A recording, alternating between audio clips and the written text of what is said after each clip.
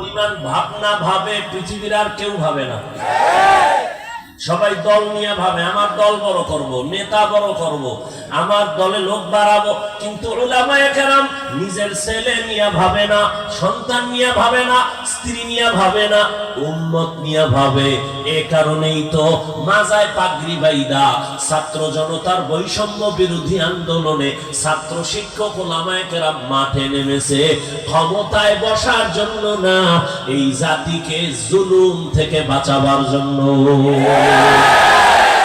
हकीकत से तो दुनिया बेखबर है, दुनिया की नुमाइश पर नजर है।